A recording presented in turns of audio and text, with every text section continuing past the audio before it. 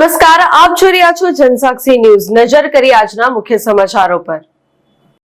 ઝઘડિયા તાલુકા પંચાયત દ્વારા તાલુકામાં મનરેગા યોજના હેઠળ પંચાયત કચેરીનું બાંધકામ, સીસી રોડ, મેટલિંગ, વરસાદી કાંસનું બાંધકામ વગેરે કામો કરવામાં આવ્યું છે, જેમાં સ્થાનિકોને રોજગારી મળી રહે તે મુજબની કામગીરી કરવામાં આવેલ છે।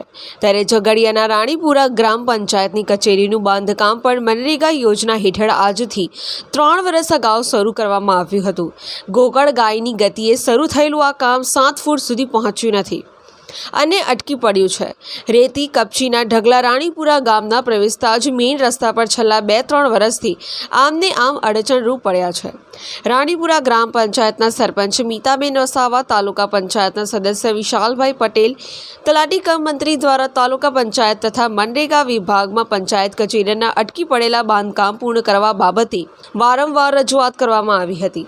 તેમજ તાલુકા પંચાયત ઝઘડિયા અને મનરેગા જિલ્લા વિભાગ દ્વારા ટૂંક સમયમાં રાણીપુરા પંચાયત કચેરીનું કામ શરૂ કરી પૂર્ણ કરવામાં નહીં આવે તો ગ્રામજનો દ્વારા ગાંધી ચિંધ્યા માર્ગે આંદોલન કરવાની ચીમકી પણ ઉચ્ચારી હતી। મારું નામ જયશીલ પટેલ છે। હું રાણીપુરા ગામનો વતની છું। અમારા ગામની ગ્રામ પંચાયત કચેરીનું કામ છેલ્લા 3 વર્ષ જેટલા સમયથી ચાલી રહ્યું છે। મનરેગા યોજના હેઠળ ચાલતા આ કામમાં ખૂબ જ ઢીલાસ જવાબદાર ઇજારાદાર તથા તાલુકા પંચાયત ઝઘડિયાના જવાબદાર અધિકારીઓ દ્વારા રાખવામાં આવી છે।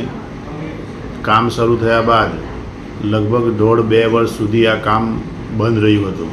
ત્યારબાદ ગ્રામજનો, ગામના સરપંચ અને તાલુકા પંચાયતના સદસ્ય દ્વારા તાલુકા પંચાયતમાં રજૂઆત બાદ ગત ઓક્ટોબર-નવેમ્બર માસમાં આ કામ શરૂ કરવામાં આવ્યું હતું, પરંતુ તે પણ છેલ્લા 2-3 મહિનાથી કામ બંધ થઈ ગયું છે। હાલમાં અધૂરી હાલતમાં છે અને કોઈ કોન્ટ્રાક્ટર કે કોઈ જવાબદાર અધિકારી આ કામ જોવા માટે આવતા પણ નથી।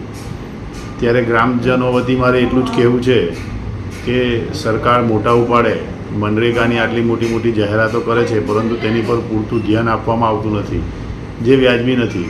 આજે રાણીપુરા ગ્રામ પંચાયતના તલાટી, સરપંચ, ચૂંટાયેલા સભ્યો ગ્રામ પંચાયત કચેરી વગર એટલી હાલાકીનો સામનો કરી રહ્યા છે કે તે કહેવું મુશ્કેલ છે।